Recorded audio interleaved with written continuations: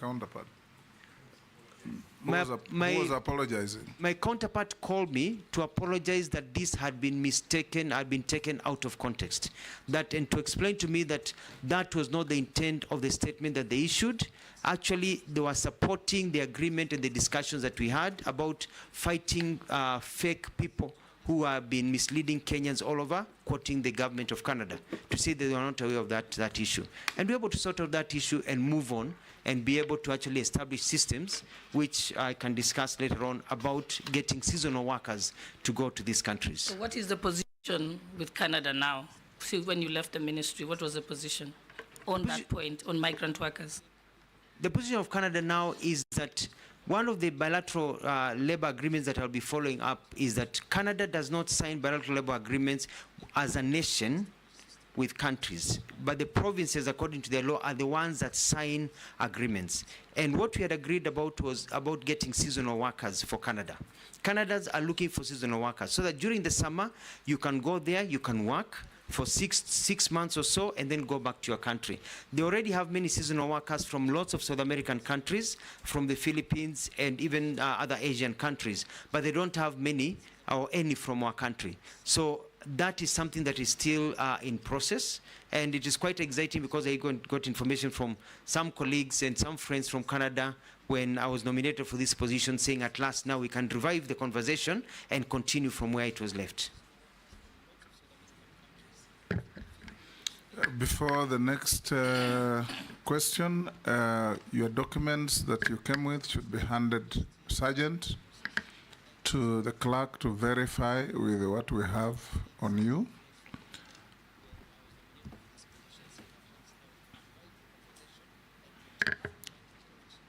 Majority Leader.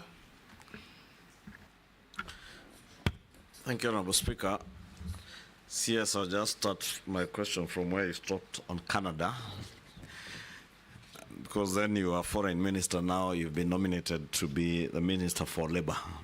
And the issue that you had then was a labor issue, basically. I'd want to hear what are you going to do to now actualize not just that Canadian program, but we have since we established the National Employment Authority that has a system that is called the National Employment Authority Integrated Management System, that was created to be a portal where Kenyans, young Kenyans who are looking for jobs, can be able to access jobs even in the diaspora. This portal is there, but basically because of what has now been viewed as very poor communication by government, many Kenyans don't know about it. Many Kenyans don't access the jobs that are advertised there. There are some who you hear complain that the jobs that are there are low-cadre jobs in the Middle East and elsewhere, but not the kind of jobs that quite a number of our well-educated workforce is looking for. So I want to hear now, you, if approved as Minister for Labor, what are you going to do to ensure, one, that this portal has more professional and higher cadre jobs, but also Kenyans are aware and you create awareness to Kenyans on how to access jobs using this portal and other fora that you may create as Minister for Labor. And having served as government spokesperson, probably this is your opportunity now to engage with the young people, create jobs, and be able to show them how to apply for those jobs. The next, Jeanette. Thank you, Chair. Chair, my question to the nominee is, the last less than 2 years now, you have traveled a lot in terms of changes from one ministry to another. You started from Ministry of Foreign Affairs, then you went to the Ministry of Tourism, and now you are here to be vetted for the Ministry of Labor. In a brief manner, can you share with us what you have achieved in the Ministry of Foreign and the Ministry of Environment, no, this other one, Tourism, because it will inform us what's ahead of you. Let's take Naisula as well. Thank you, Chairman. Honorable Mutua, on 1st of March 2023, when you were the Cabinet Secretary at the Ministry of Foreign and Diaspora Affairs, you made a very important communication through a note verbal, where you informed diplomatic and consular missions, UN, and other international organizations in Kenya, that it was agreed in the interest of efficiency that the missions may communicate directly with departments, different ministries in the country. And you know, now even in the Ministry of Labor, you'll be dealing still with other countries. It is important for you to share with this committee and also Kenyans what informed your decision then, because normally we know that they write directly to the Ministry of Foreign and Diaspora Affairs, but now they could write directly to other ministries and departments. And the last question that I had is that how do you plan to handle the perennial industrial unrest in most sectors? For example, health, because you, as much as it is in health, you will play a critical role as the CS of Labor, that is in case you're approved and confirmed as the CS of Labor. Minnie, you can answer those three. Thank you, Mr. Speaker. Sir, Majority Leader Honorable Shungwa, thank you very much about the National Employment Authority. And it is true, they have a website that many people do not know about. I've been in government for very long. I've never even looked at that website. And you know the old adage that if you wink at somebody in the dark, you're the only one who knows you're winking. And that is exactly what has been happening. The Kenyans who are looking for work, Mwananchi who's looking for work, has not really known about this portal and what is available. So one of the first things that I'm going to undertake is to have a good marketing campaign to ensure that Kenyans know about the opportunities that are there. Kenyans do not want handouts. Kenyans want to be given opportunities. They want to know where you can get their skills. They want to know how to apply for jobs. They want to know where the opportunities are. And because there's a mistaken idea that the jobs out there that are available are only jobs for house helps. Whereas when I did a bit of research and I looked at the available jobs in the countries like Australia, Germany, Italy, Kuwait, Oman, Qatar, Turkey, US, Canada are looking for people, and they are ready to employ Kenyans in various areas. For example, the international community are asking for about 11,200 jobs of drivers. If you can drive, they're looking for drivers. But we have to be a ministry that is able to take the person who is looking for the work and connect them with the employer and teach them also how to get those jobs. I know what kind of documents do you need to get those jobs. They are looking for another 8,400 domestic drivers. They are looking for hotel workers. We've got about 3,000, nearly close to 3,000 people in beauty. If you've done beauty, to work in a spa, to be able to do nails. They're looking for those young people to be able to go to Canada and other countries. Also in firefighting, in all the different areas, baristas, in heavy truck drivers, construction workers. If you're a mason, if you know how to do carpentry, you know, Australia is looking for you. So we are going to make sure that people are able to know that regardless of the field you are in, nurses, doctors, people are looking for Kenyans to be able to work. So as you wait for the economy to grow, because our job is not to send people out of the country, we have to also grow jobs here.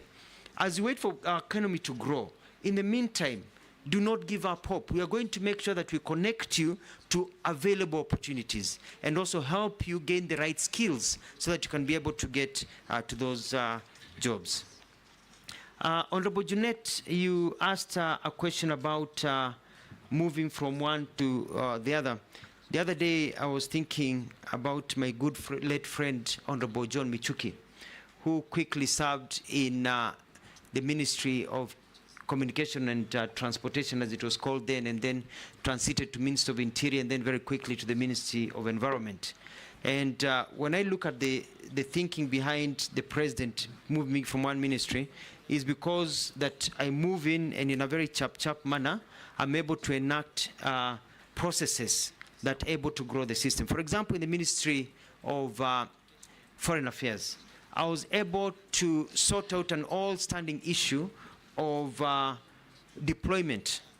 You know, for a long time, people felt that they are deployed according to who knows who. I set up a system so that if you're in the service, you know that when your time comes, you don't need to know the minister, you don't need to know the PS, that automatically you fall into place to bring a sense of fairness.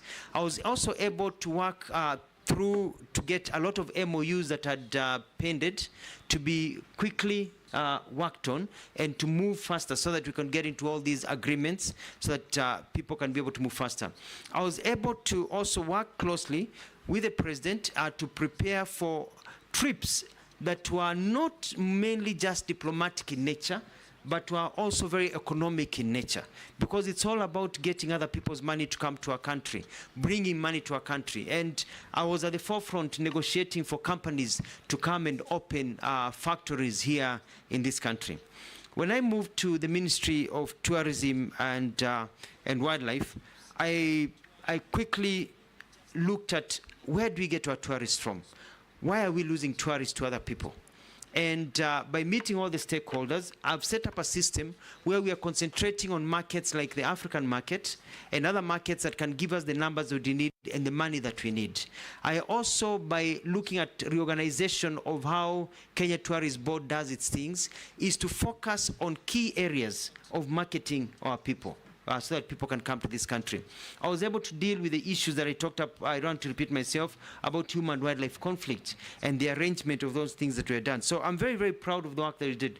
But I did not do this because I was sitting in the office. You know, when I got into the office, I spent few hours in the office and more hours on the ground. I started what we called utalii mashinani, because Kenya has so many things to offer. But we've only been selling the beach and the ocean. And I wanted to be able to transform and make every part of this country to be a tourist attraction site. I went to Samburu, I went to Kwale, Kilifi, Narok, Taveta, Laikipia, Makueni, Kitui, Busia. I was in Bungoma, Mombasa, Kiambu, just to mention but a few. I went across this country, and I was still going around this country to look at new tourism circuits so that tourists can keep on coming. I had a very big plan, which I hope my colleague, which I've talked to her, she can continue. And that is transforming our coastal area to be the entertainment zone for the continent of Africa, to be the Miami of Africa, to be the Riviera of Africa, so that people who are landlocked in the continent and others can come just to have a good time at our coastal area, enjoy our culture, and be able to move on. On the final question by Honorable Lesuda about the note verbal, this was done not just by myself, but an agreement after cabinet discussions of how we could cut down the bureaucracy. Because you look at, for example, the amount of money that we get as grants and loans from foreign nations, and the amount of money that we spend of those monies, we are only absorbing 25 to 30%. So here we are crying out that we don't have money for development. Yet close to 70% or 65% plus of the monies from donor countries are unspent. Why? Because of bureaucracy. By the time the process goes between an ambassador to come and see a minister for this activation to go from the Ministry of Finance and back, it takes forever. So the idea was, can we speed up? But it was not just a blanket where a minister, an ambassador would wake up and just walk into the office of a minister. No, no, no. You talk to the minister, but you also communicate to the Minister of Foreign Affairs. And when the minister was approached by an ambassador, they communicate to the Minister of Foreign Affairs, and during their meeting, there would be an officer sent from the Minister of Foreign Affairs to sit in that meeting to take notes. What it was cutting was that direction of note verbal. A letter comes from my office, it goes to the, or comes from an ambassador, goes to the Minister of Foreign Affairs, the protocol division, spends a day or 2 days there as it's being sorted, goes to the relevant team, it's sent to the ministry takes 2-3 days before the minister sees it, the minister works on it, it comes back, the dates are wrong, and then now it goes back that you need new dates. It can take 2 weeks just to book an appointment of 30 minutes. But when they talk among them, you say, no, I can't make it tomorrow, can we make it next Wednesday? 2 minutes, they have agreed on a date to meet, to make sure that things are moving forward. I submit. Chairman, there's a question is not answered on the industrial, the strikes, the health, I gave that as an example, but also on what he has said on the note of verbal, the same thing, Chairman, you've been saying about communication. When that was not communicated well, that it was to cut bureaucracy, it sent scares out there, people wondering whether just an officer at any department can now communicate directly with an embassy. So that's what has come out clearly here about communicating what you would like to do. And I totally concur with you, Honorable Lesuda. It's about communication. But there's a lot of pushback because people like the comfort of doing things the same way. And people don't like to see change. So there's a bit of pushback, a lot of propaganda by people who thought now that their clout will diminish without looking at the bigger picture of trying to get our economy moving forward. But I totally agree. The final question on the perennial labor disputes.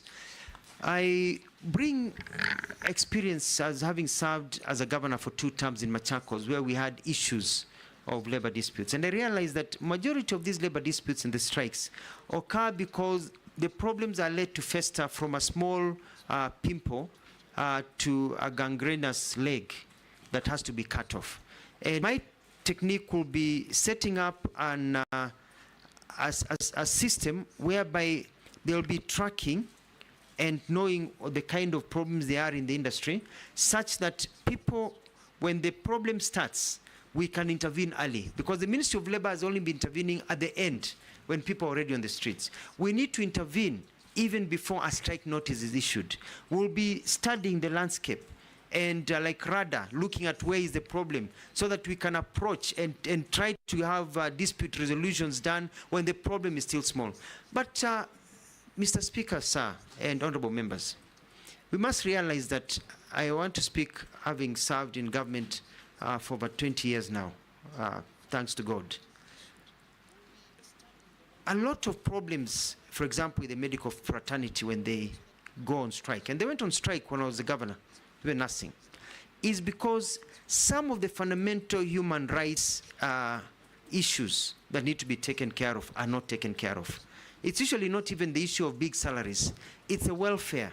It's a way of operations. It's the comfort level. It's the way they are empowered. Let's take, for example, when I go to Machakos, it was quite sad that you find that doctors would be treating somebody who has medical insurance, and that person is under their care, and yet when the doctor's child or spouse or himself or herself got ill, they didn't have medical insurance. So it is correcting some of those employment issues. And one of the things that I want to do is look at enforcement of the Employment Act to ensure that we give workers the benefits that they deserve according to the law, because when workers are work in a good environment, it increases productivity. Productivity means growth. Growth means more employment opportunities for our people. I submit. Robert Mbui, Owen Baya, and George Morugara, in that order. Thank you. One thing, Mr. Speaker, so that I don't lose it, on something that Honorable Lesuda asked on that not verbal. Yes. I just want to tell this committee that the nominee is not factual. It's totally inaccurate. Challenge him. Number one is that not verbal was the most unfortunate decision that has ever been made in the Ministry of Foreign Affairs. To delegate their core mandate was wrong. And that thing was reversed immediately. The Prime Cabinet Secretary came into office. It was wrong.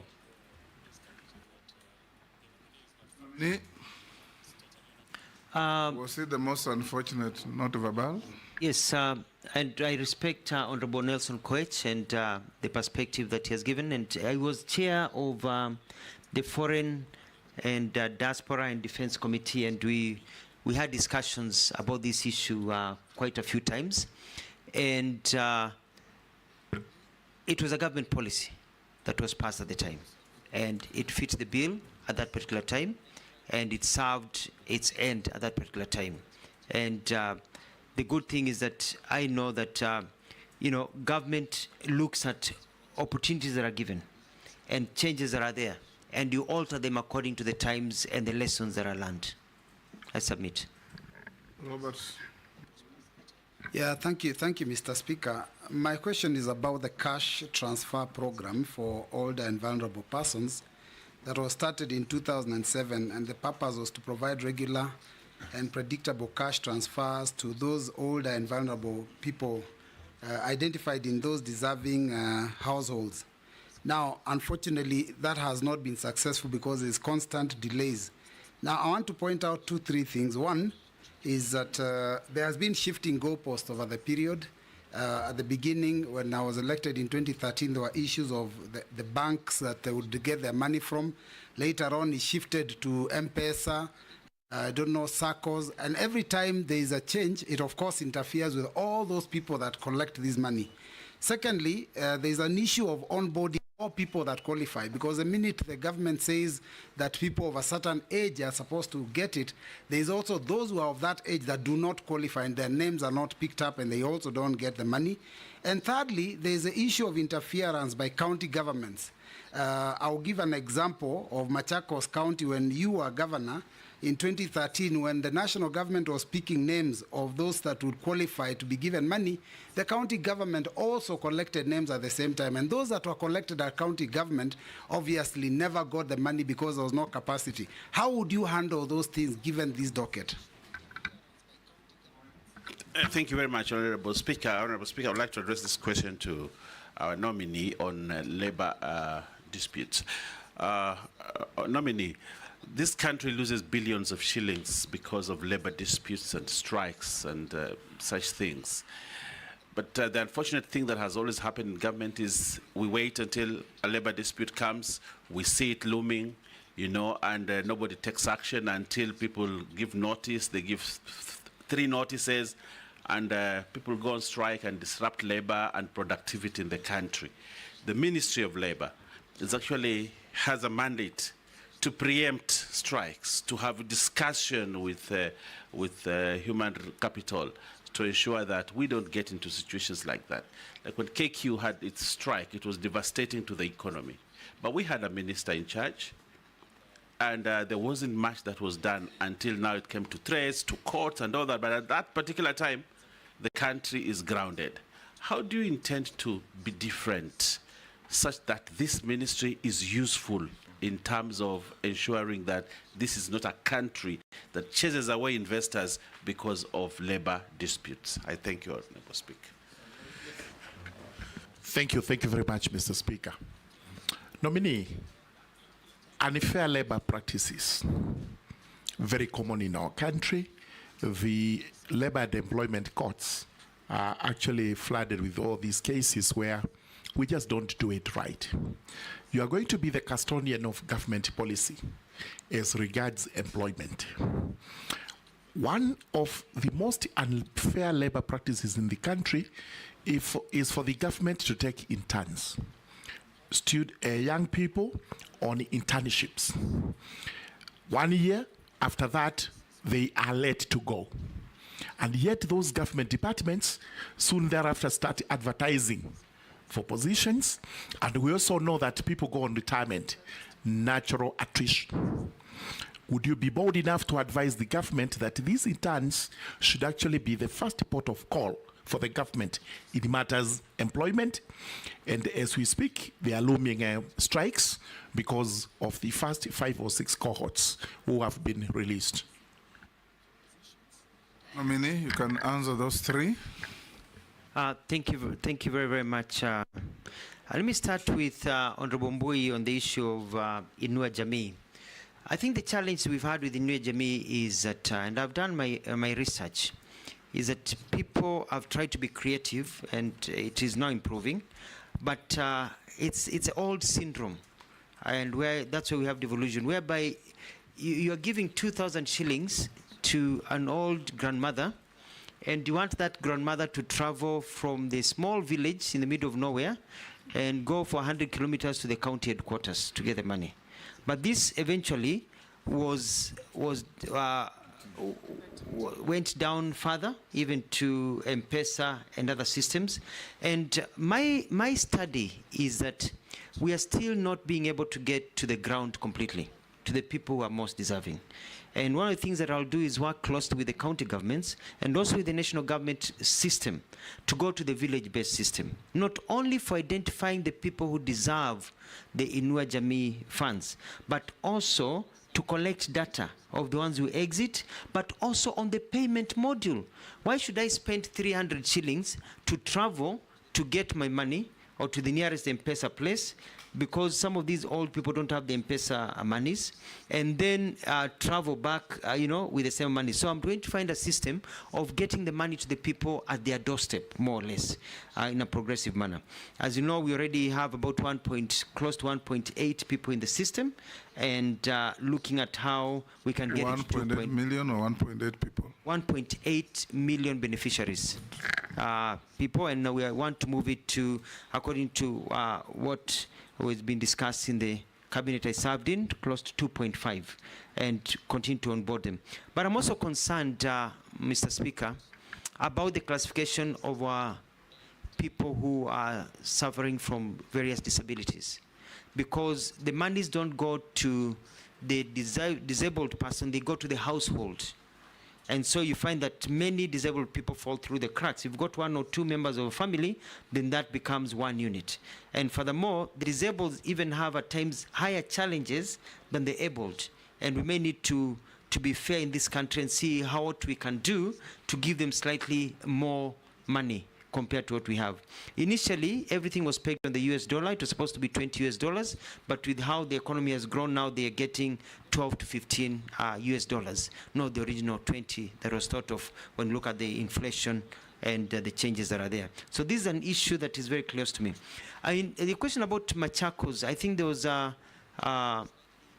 a miscommunication, because the government of Machakos that I served in as a governor never collected names for Inua Jamii or social protection. The names we were collecting was for water mapping. We were doing research to find out what are the needs in terms of water delivery in the area as a marker of poverty. But our data was for county government. The national government was collecting its own data.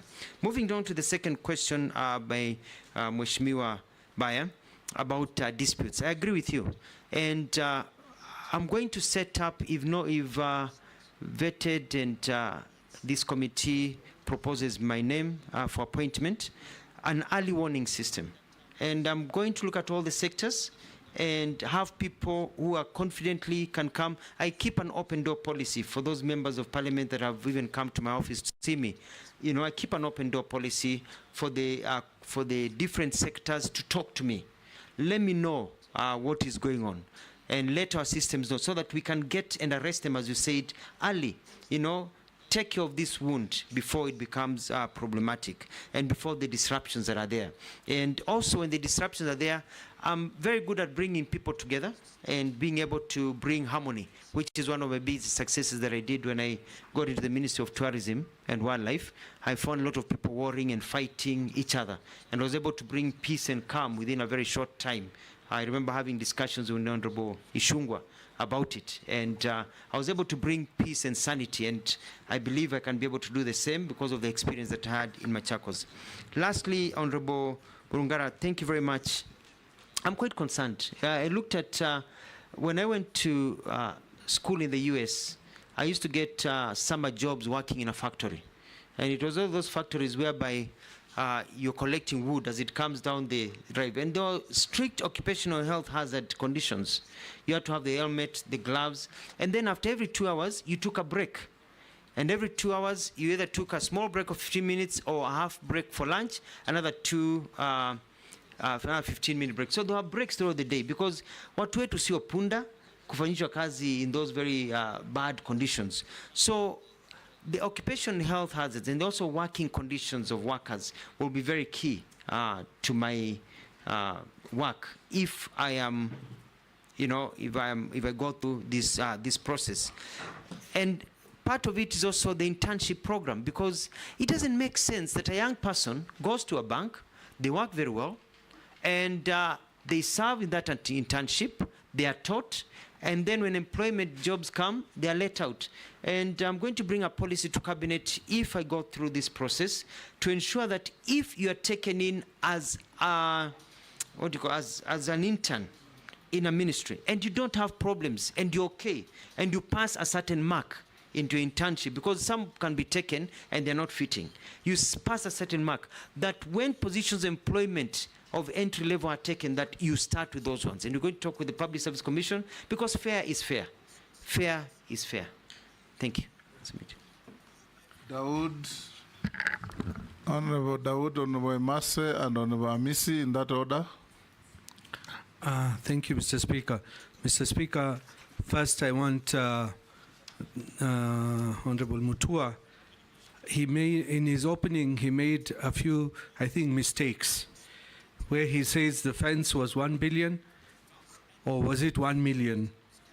Then he says he brought it down to 850 million, or is it 850K? That's just a comment. Regarding wildlife payments, you mentioned 1 billion was paid. Yes, I have confirmed 1 billion was paid. And His Excellency the President asked you within 60 days to pay a balance of, clear the balance of 3 billion within 60 days, and that was on April 12, 2024. Could you probably tell us, within that time, the 2 months are over in June, how far have you done? And he even asked you to simplify the way the forms are done. That's what I want to know for the wildlife. Secondly, the disabled and street children. There is the National Disability Mainstreaming Strategy of 2018 to 2022 and the Street Families Rehabilitation Fund of 2003, 46,000 street families as at 2021. What have you done, or what will you do? Sorry, we have not done, but what will you do if you go to the ministry? Please give us an idea on that. The last one is, in the UK, there is some, you have just mentioned that you didn't know about the National Employment Authority and what it does. In the UK, there is agency of government, job centers. They're in each and every place where people say what jobs are available, and they link people to the jobs in industry and all those places. What is your idea about it? And if you do it, would you devolve it right to the locations, sub-locations, or is it counties? Thank you. Honorable Masse. Thank you. Honorable nominee, my focus is on unemployment or limited opportunities. There's a limited number of opportunities in the country compared to the number of graduates that are coming out of our institutions every year. To make the situation worse, there is a mismatch between skills and industry needs. Sadly, there is an unfair recruitment process. And the question I'm asking myself, you know, some of those graduates, they're actually educating themselves, doing manual jobs, casual jobs. Some of those students, their parents have got to spend time on and off police cells because of brewing changa to take them to school. Others, like in my village, you do pottery. That is how I went to school. And I'm imagining if I did not get a job, what would have happened? So as a nominee, if you are approved, I want to hear about a structured approach to absorbing these graduates into the job market. Because if one graduate, we have graduates who graduated 10 years ago or more. And the reason why we saw them in the streets is because of unemployment. Some of them said, I'm even dead. I'm already dead. Because how do you employ somebody who graduated last year? And then there is another person who graduated 15 years ago, is now 46 years old, 40 years old, with a first-class honors, and is in the village. And his sibling is telling him, why are you even talking about education? I graduated 15 years ago, and I'm jobless. I mean, my brother graduated 15 years ago, and is jobless. And you are here telling us about education. So we really need my friend, you need, this I think requires a multi-sectoral approach. Sit with your counterpart in public service. Sit with your counterpart in education. Probably borrow a leaf from TSC, where they say, first come, first serve. Why should this other guy, the parent has struggled as a degree, retire before getting a job? And somebody who graduated last year, because of the networks, the connections, gets a job before the other. And that takes me to the question of corruption. You must tell us how you're going to deal with the aspect of corruption so that there is equity in distribution of jobs, so that there is fairness in the manner we actually procure, and so that there is no nepotism. That now, because it is Mutua in this Ministry of Labor, it is only people from your region who will have to go to take these jobs in the US or in Germany. I think that is my concern. Once we address that as a country, then I can assure you we will not have young people in the streets. Thank you. Caleb? Thank you, Mr. Speaker. Mr. Speaker, I have 3 questions, but I'll ask one. If I get an opportunity later, I'll ask the other 2. I'll allow you to. Okay. Now, Mr. Speaker, I think I have vetted the nominee before, and of course, as a member of the Committee of Defense and Foreign Relations, we have interacted a lot. And I'm not going to vet you based on what you're going to do. I'm now going to look at your history. You've said that you've worked in government for 20 years. And I want to give you some of the excerpts from what you've said in public while serving in those offices. When you were the spokesperson of Kibaki regime, there are press conference and pronouncement you made on Oscar Foundation. 2 hours later, the officials were killed, assassinated. It gave the regime a bad name. Whether it was true or not, the pronouncement gave the regime a bad name. In the same regime, you also pronounced yourself to the visiting senator, Senator Obama, as a very small man that you should not bother about. He later became the president of the United States of America. It also gave your regime a bad name. Later on, you also said that you want to rejuvenate the entertainment industry.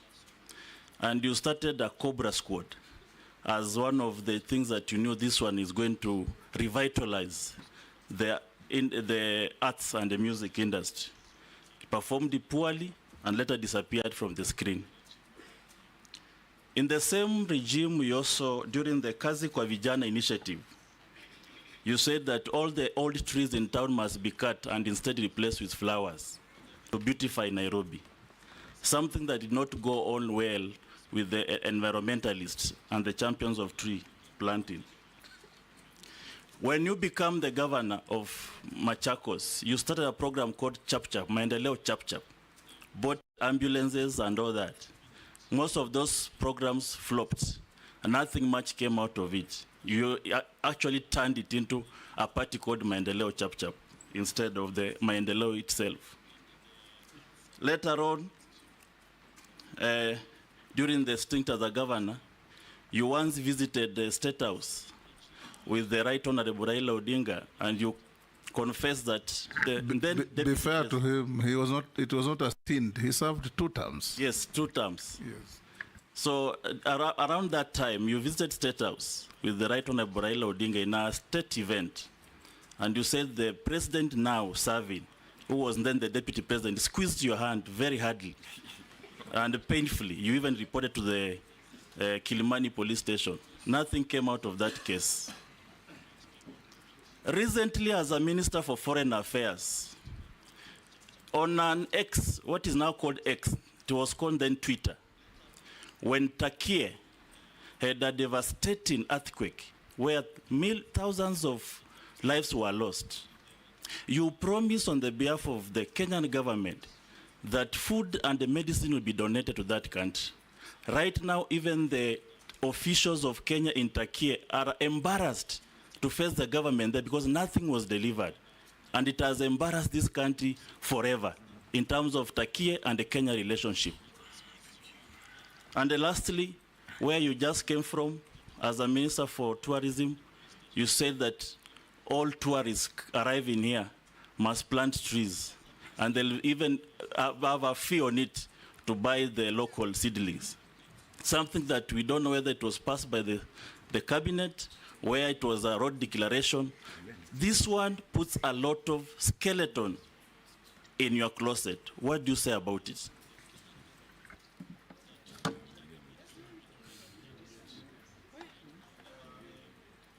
Mishi? Yeah, thank you, Honorable Mishi, Chairman. you hold, I think that's quite a mouthful. Let's have those two. We have had, oh, it's three, yes. Dawood, Mary, and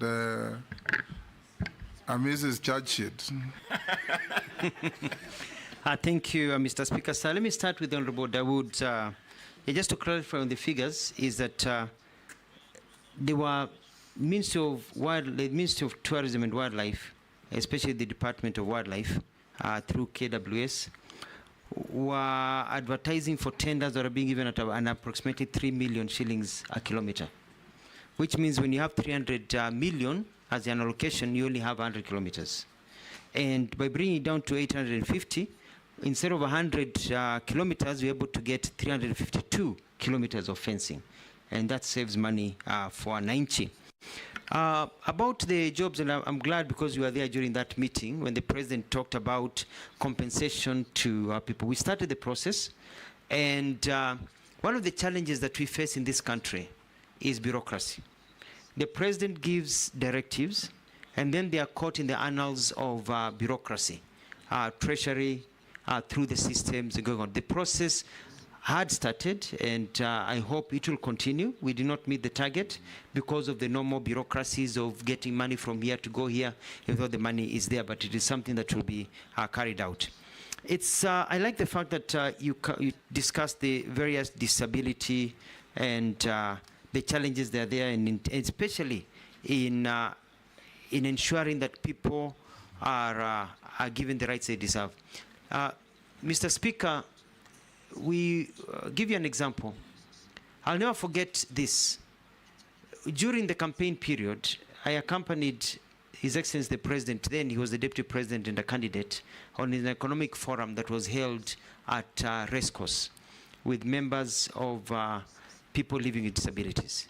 And one lady spoke about the challenges she faces as an employee because her child has autism, and the problem she faces because she can't even take time off for some of the things that need to be done to take care of that child, and the lack of support systems, and the challenges that our people living with disabilities go through.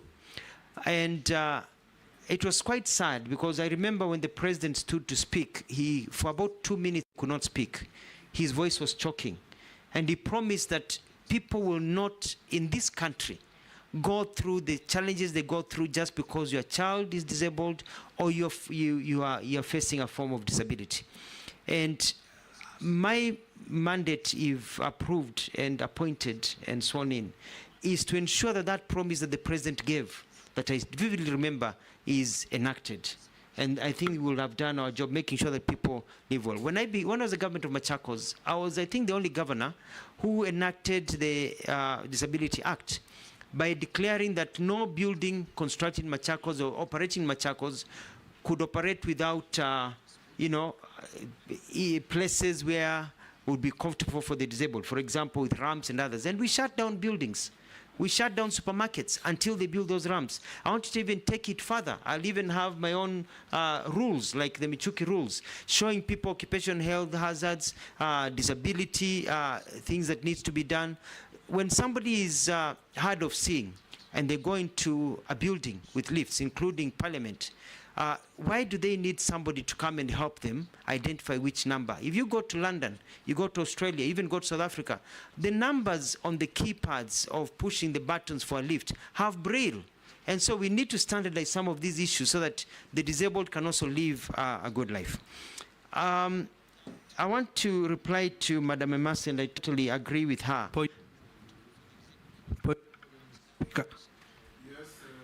You know, he has not answered one question, and you know, he talked about the wildlife compensation bureaucracy.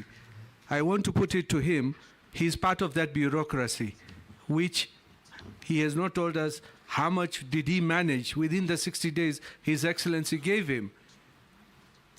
And he's not talked about the job centers as well. I mean, how many did you pay in the time you are in tourism?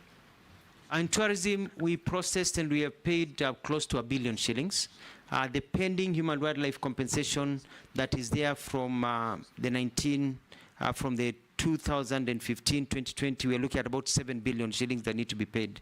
And you know, you pay according to the exchequer that you receive and the clearances that are given through the exchequer. Paid $1 million. We paid 1 billion. 1 billion. 1 billion shillings, and the paying is still ongoing, and the process are going. And I've been able to streamline. And what we've done is that we've put together a scheme service, and we got a scheme administrator. So it's not just the government officials sitting down with paperwork.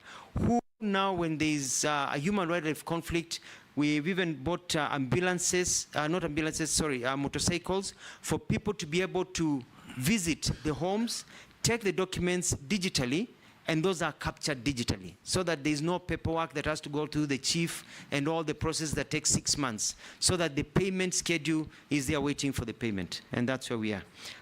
About the job linkages, is that, as I answered earlier on, Mheshimiwa Ishungwa, is to connect the people through proper communication and teaching people on how to do it. But also, let me take this opportunity to talk about that we are not just about sending jobs people to go overseas. We want to bring jobs here. And outsourcing of jobs is an opportunity. Today, in the world, when you talk about labor migration, Philippines is leading. But from my research, Philippines is no longer sending people overseas, but more people are getting jobs in Philippines, within Philippines grounds, by BPOs, you know? And we are going to, and I'm going to push, if I'm confirmed, to get more companies to bring their outsourcing to Kenya for accounting services, for telemedicine services, for telephony services, so that people can work from here for overseas firms, but in Kenya. And that can just be as many people as the ones that we are sending people overseas to work. So it's an area that I'm quite committed. Mheshimiwa Emase had a very good point, and that is clearly that when Kenya Kwanza was campaigning, remember the slogan by yours truly, Mheshimiwa Speaker, that mtoto wa maskini na tajiri watakaa kwa meza moja. It is not just about who knows who in our country. And that is the system that we want to put into place. And the high unemployment that we have here is also based on skill development, because you need at times to retrain yourself to the market. You've studied to be an engineer, and there's a finite number of employment opportunities for engineering. And if they're not there, they're not there. And so at times we need to show people how they can restudy and get new skills to add on to the skills that they have, and also how to be able to diversify. And so the area of skill development is very key. For example, the issue of languages. Opportunities arise with languages, and one of the things that I'm going to push is for our TVETs and our skill development, so that as you learn to be an electrician, you're also learning a foreign language, German, you know, you're learning Spanish, you're learning Italian, so that by the time you're done and there's an opportunity in those foreign countries, you go and plug and play. At least you've got basic understanding of those languages. But also, we need to train people for ways they can get jobs. For example, Canada, when we had a discussion, had specifically said that for them, for plumbers or electricians, there are basic minimums that people need to have, certain ways of doing things, so that we have our curriculum based on the market. When I was served as the Minister of Tourism and Wildlife, I started changing the way utalii works. Because utalii has been churning people out with the same skills that they had from the 1970s and 80s. Vile unapanga kitambaa, vijiko, the way you cook is the 70s and 80s. The world has changed. So that now the market tells you these are the new international standards. So that when people leave utalii college, for example, or leave any TVET, they don't have to be retrained to work anywhere. So that it's plug and play. So that is very important. Now let me come to the issue of corruption. And I have always been known to be very fair in terms of work and labor. And I'm going to ensure, like what our president has told us, that you are not you did not nominate me to be a cabinet secretary if approved of Ukambani or Machakos where I come from, but a cabinet secretary of the entire country. Because nobody sends a postcard to be born from Luya land, or from Kisii land, or from Turkana, or from Kiambu, or from Coast. Nobody sends a postcard to God. It's where you're born. And you have a right to receive government services properly without fear and favor. And it's the same way in terms of opportunities for jobs across the entire. So I'm going to work with my colleagues, and our president has been at the forefront of this, and if I'm getting an opportunity to join his cabinet, we're going to push this to ensure that there's equity in terms of people getting opportunities, especially also people suffering with disabilities, and also our young men and women who can work. Honorable Caleb, Mheshimiwa Speaker, has made quite a few allegations, and I'm going to answer them one by one. And it's unfortunate that most of them are basic propaganda, but I'm going to prove so. Number one, the Oscar Foundation issue that happened was quite unfortunate. Yes, Mr. Speaker. But it doesn't come at the end. As a Kenyan who has sent a message that you took the former president of Machakos to launch a modern Dubai-like city. He's asking me to ask you, where is it?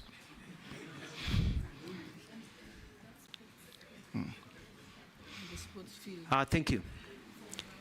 The Oscar Foundation issue, we had a security meeting in the morning, and I want this to go on record, and led by the head of public service then, police commissioner and others, as a government spokesperson, and we agreed that this was a statement that was going to be issued. The president was briefed. I issued the statement because the legal practitioner and I think the DPP was preparing documents to be able to arrest and take them to court. Later on, after that statement, we heard about the murder or the shooting right outside Parliament of the people that we had also mentioned. So it was pretty unfortunate, and I had nothing to do with it. I was doing my job as agreed in a proper government system. Secondly, Mr. Speaker, you have traveled to the US, and like all houses of Parliament and Senate, when you go in as a freshman, and then you're a sophomore, and then you're a junior, and then you're a senior. So you start in the US system as a sophomore, you start at the bottom, and you work your way up, so you become now a senior senator, a senior document. So when we got the letter from the American embassy about former President Obama coming to Kenya, the title was the junior senator of Illinois, which in the US is actually a positive. It means you're not a freshman, you're not a sophomore, and that you're nearly a senior, that you have graduated, you're actually high in rank. You're not a junior. You're not, you know what I mean? So you're the junior senator, and that's the American system. And I studied in the US myself, and that's a system even when you enter university. You're a freshman, a sophomore, a junior, and a senior. And so when we issued a statement referring to the letter of the Americans talking about the junior senator of Illinois who visited, you look at my statement, that is how we were mentioning his title. And that is the title he had. It was nothing to do with demeaning Obama, who we believed in. It had nothing to do with the comments they said. It was basically his title. You're a majority leader, you're a speaker, you're a minority leader. That's how it's a title that he had at that particular time. Number three, you asked about Cobra Squad. Cobra Squad was a personal initiative, very successful. I want to say that I bought my house in Nairobi with proceeds from Cobra Squad, and went on to produce many other shows like Beba Beba, which I think you've seen it, and many other shows that my company still produce and do other things. And Cobra Squad was very successful, even across Africa. Even today, I still get royalties from it being shown in Zambia, Tanzania, and many other countries. During our second season, after the end of our second season, one of our main actors unfortunately died in the fire that engulfed the former Nakumat that was at Moi Avenue. And it was felt that we could not continue with the third season after that tragedy. And that is how we stopped Cobra Squad, out of respect for the death of one of our workers. So, Mheshimiwa Caleb, it was not a failure, it was a success. big success. But also we are people with a heart. About Kazi kwa Vijana and the tree planting and the organization, I took the former mayor, not mayor, town clerk, Gakuo, together with some colleagues to Dubai to look at how to beautify our country and the national parks. And I remember spending so much time planting trees in the streets of Nairobi. I even count some of the trees I personally planted right here on Harambee Avenue and over here. And we started an initiative to plant trees and beautify. Now, a decision was made that there will be an expressway, the existing expressway that is there, and that the trees on Uhuru Highway, because the expressway was going to pass on top, had to be removed to allow for the expressway, and so that we have short bushes and brushes. And that was what was going on. It had nothing to do with cutting down the environment. We were planting many more trees and reorganizing many other things. Mr. Speaker, I'd like to go on record. Something. Just a small point of order. You said you went to Dubai to see how to beautify a city. Dubai doesn't have any trees. It's a concrete jungle. So how did you learn that from Dubai? We found that in Dubai, they have one of the best parks in the world with very big trees and amazing flowers and beauty that you can't believe it grows in a desert. And the challenge was, if it can grow in a desert, if this can grow in a desert, if you've been to Dubai, you've seen, you know, what they're able to do with the trees on the sideline, the palm trees and the forest, then you understand if you can do it in a desert, what about in a place where it rains more than the desert? And that was the lesson that was learned. Now, when it comes to my success in Machakos, I bought ambulances in Machakos that cut down the time it took from a person from being taken to hospital from the half an hour to 2 hours on a boda to 1 to 2 to 3 minutes. When you call an ambulance in Machakos during my tenure, it took 3 to 5 minutes. We had one of the fastest, if not the fastest, response rate in the continent of Africa. Very successful. And it was so successful that I was even given an award in Africa as the best governor in the continent of Africa. And the ambulances are still there in Machakos. And they are extremely successful.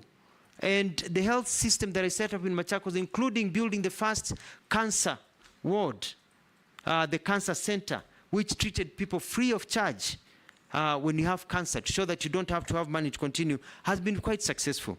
My track record in Machakos is known all over this country. And all you need to do is just visit Machakos when I was governor. And you could see the things that we did, the roads that we built, the markets that we established, the stadiums that we put together, and you'll be able to see the track record. There are naysayers, people in the opposite. Yes, Nelson. I don't know what's happening with Honorable Mbui and Honorable Mule. Is it something they know? Because they are laughing sheepishly. Why are you giggling? Or politics of Ukabani. Mr. Speaker, I didn't want to make any comment, but I was member of parliament of Kadhiani, which is in Machakos, when the Honorable Mutua was governor. And I mean, this is sounding like a movie. Mr. Speaker, you know, Go on. When I worked from where you left. Yes, when I worked in Machakos, I did amazing things like build the People's Park, the ambulances, and there was a big opposition. And because I was talking and doing things that they only see in movies, they even started calling me Mutua Cinema because they only see it in movies.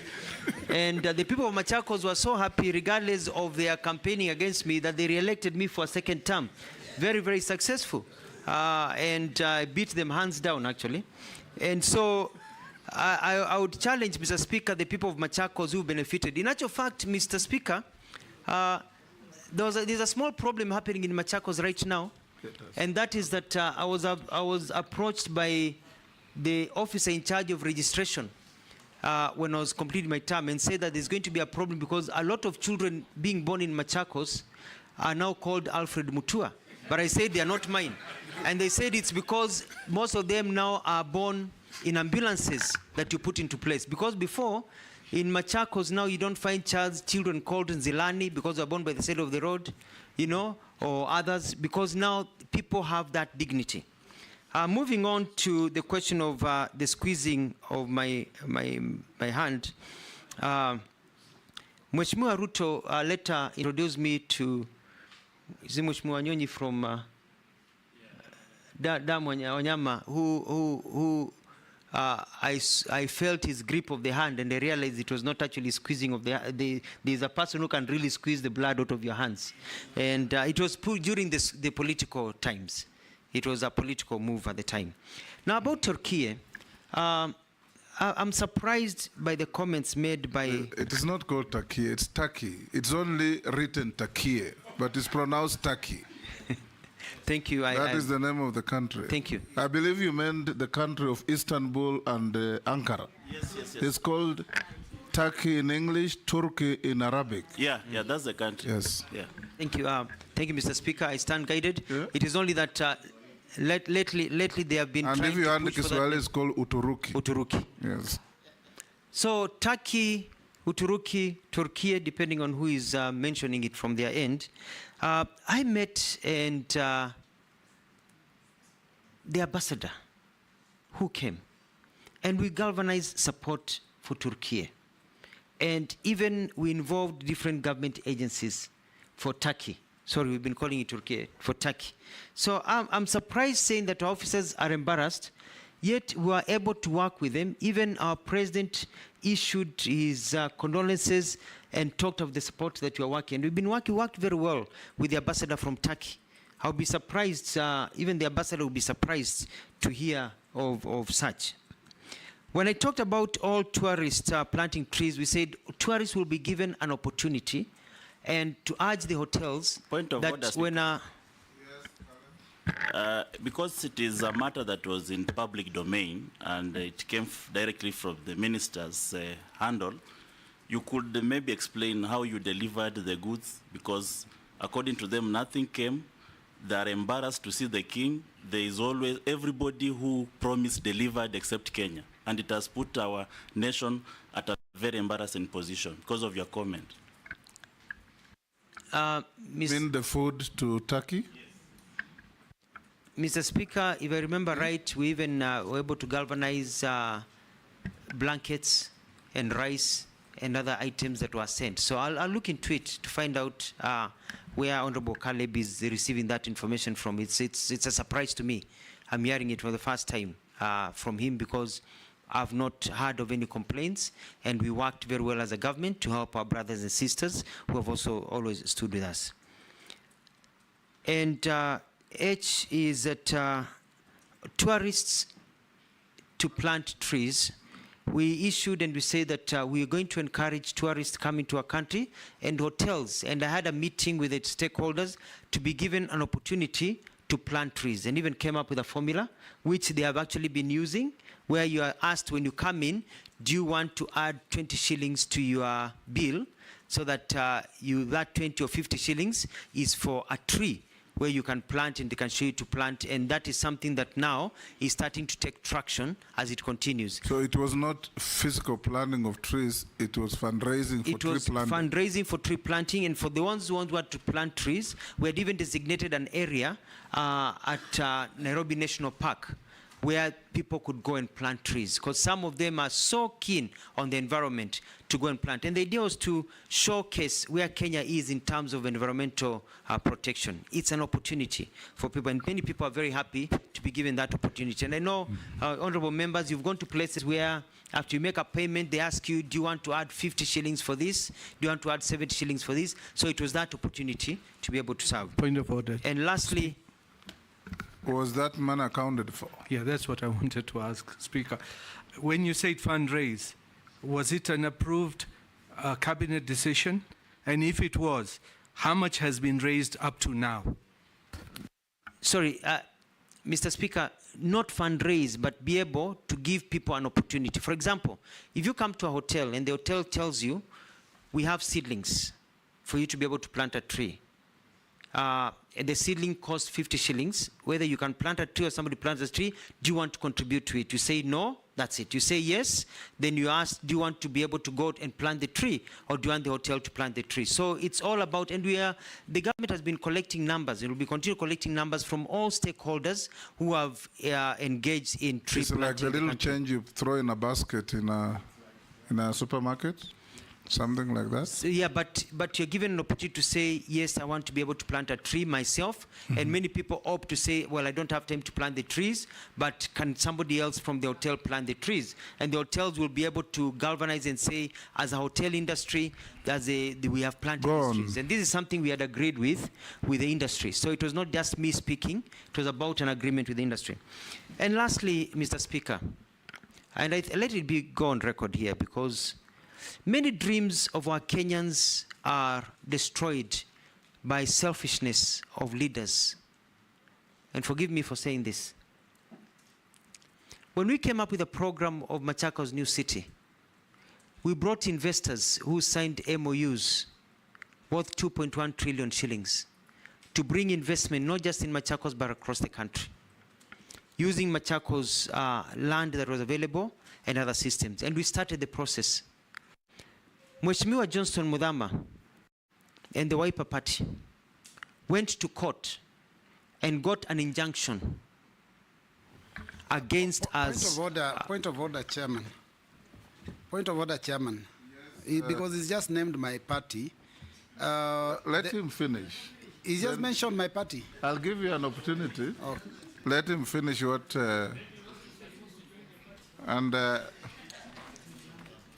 And I want, go on, nominee. They went to court and put an injunction, and an injunction was issued by court that we cannot proceed with that program until the court rules otherwise. The court took 5 years. Justice delayed is justice denied. Despite that, we were able to continue. And when the court ruled, and remember it was Justice Odunga, because I have the court case, when he threw out that suit and said actually it had rendered the people of Machakos poorer over time, because all those investments were lost. They went to Rwanda, they went to Ghana, they went to South Africa. Today, as we sit here, some of the problems we are facing with Gen Zs is because we've not been able to grow opportunities for them to work. That was a valid dream that was stopped by leaders who are more concerned about political clout of one another rather than taking care of the people of this country. We have to be able to be selfless, to know that some programs you may not support them, but they are good for the country. And you support them because they provide employment and opportunities for others. We lost, the person who has built Dubai Mall, he came and he committed $400 million. That is the one that had a component of Formula One? Yes. The same component. He had committed to put a sports city and hotel system and everything, and even connect the highway from Machakos all the way. He came, he met the president, he met us. I went to Dubai, we signed an MOU, and the MOU is still there with him. But when it went to court, he took his money to Rwanda, and the rest of the money he took to Angola. Who lost? The Kenyan poor. The Gen Zs who are demonstrating. Because of that. What is your point of order? My point of order, Chair, and I want Kenyans to listen keenly to this. Yes. Mr. Speaker, the nominee has accused the Wiper Party of taking him to court. Now, at the point when he came up with this proposal, he had just been elected as Governor Machakos County on a Wiper ticket. I was also elected as a member of parliament on the same party ticket. I was not involved in any issue to do with with a court case. Neither was the party, because the party decision would have been taken at the national election, the NEC Executive Council. So when he says that the Wiper Party took him to court, he's being economical with the truth. I do agree that the senator of Machakos, who was also a Wiper member, may have been involved, but not the party. I would like to see some evidence that puts the party in court against him. Let's settle that the senator who went to court belonged to Wiper Party, but it may not have been the Wiper Party that took him to court, so that we make progress. Who are the parties to the case? You say you have the case? Yes, it was... who was the plaintiff? It was Senator Muthama. Yes. And and to Senator Mudhama, and when he went to court, he said he represented the views of his party and the party machinery. So I withdraw, and so we leave it as Senator Mudhama. And but you see, Mr. Speaker, sir, yes. This was done because, from my perspective, I may be wrong. It was felt that if Mutua is able to achieve this greatness, then it will deny others clout. And I'm saying I may be wrong. I'm just saying that I felt that the reason that was stopped is because it was felt that I needed to be put in my place so that check. I do not overtake Point other of order, leaders in terms of supremacy. So I just feel that it shouldn't have come to that. Point of order. Yes, Let me Deputy say Speaker. something. I hope that the nominee knows that you're actually under oath, so you risk perjuring yourself. You do realize that. Dawood? Free legal advice. Dawood? Can the nominee confirm he was chosen on which party in 2013? Was it Wiper or any other party? He already said he was elected on Wiper. Okay, let's make progress.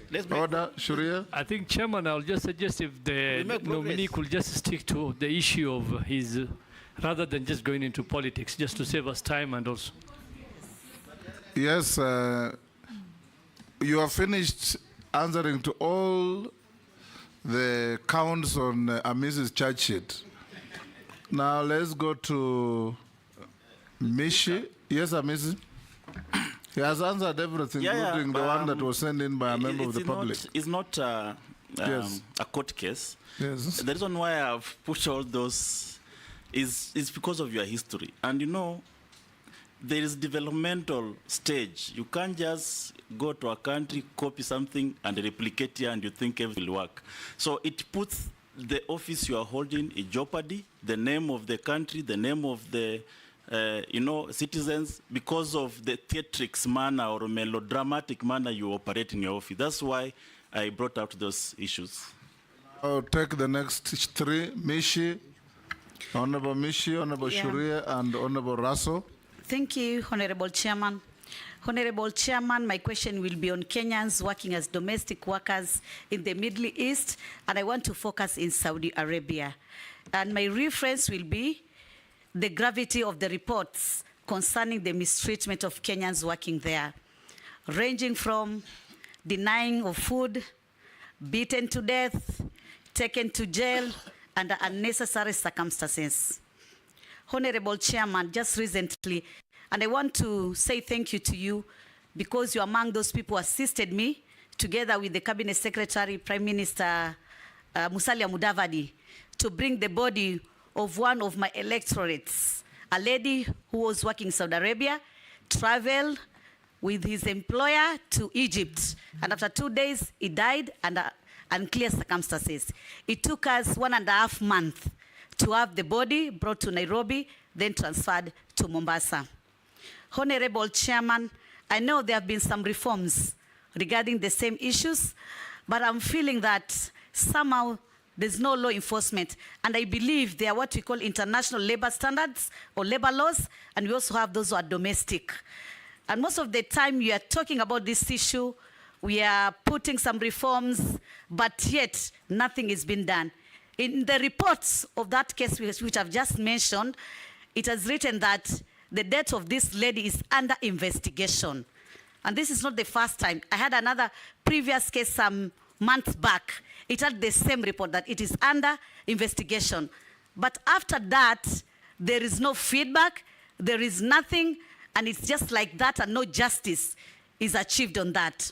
So my question is, do we have some protocol where should be followed in case of such unfortunate happenings that the family maybe need to follow so that to ensure that they get the body at good time? For us as Muslim, you can imagine she was a Muslim and she had to stay in mortuary for almost 1.5 months for her to come back to Kenya. So I'm like, this is an area where we have to put some policies or rather some measures. And I know we have some impediment because some of the countries, maybe they are not subscribing to the United Nations and especially on universal human rights law. And that is why it became very difficult. We have been putting so many resolutions at the international level regarding this issue of human rights violation. But still these cases keep on happening each and every time. And yet we don't know. This family, they're just there, they get the body, nothing is being told to them, and sometimes even they don't get the belongings of that person. They just receive the body, and that is all. Some of them, they're denying their passport. The passports are confiscated. Some of them, they're rendered jobless. They had to go and sleep in the mosque and in the street in Saudi Arabia. So I think this is a matter which you really need to deal with. My second question... He can only do so if he's confirmed. Yeah, if you are confirmed, that is. And my second question is a plan to address the challenges faced by online job seekers in Kenya, utilizing the Ajira platform which the government of Kenya Kwanza has initiated.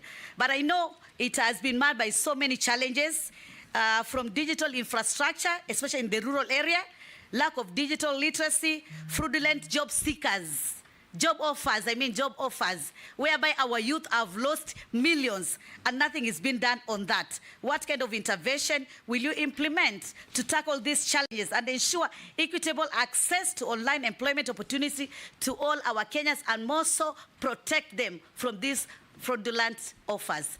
Thank on you. a light note, because now maybe you're going to be confirmed as Waziri for Labor and Social Protection. Kenyans are thinking that you should minimize this drama, especially on your marital status, because somehow they can jeopardize your character or put you in a very negative situation. Because now we want to see that even our cabinet secretaries are very Point of order. about opulence. Order, Mishi. Yes. I think There is no requirement for one to be married to be considered for public office in this country. I'm saying that drama, there'll be some drama. You have talked about opulence. You talked about opulence on Murchumba Murkomen. You talked about opulence on Honorable Jogo. This committee will not open anybody's bedroom. Shuria,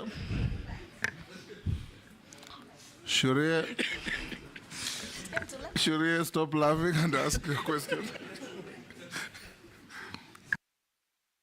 I think, Chairman, it's best you protect people's bedrooms, as you said. We don't want those matters coming out here in the public.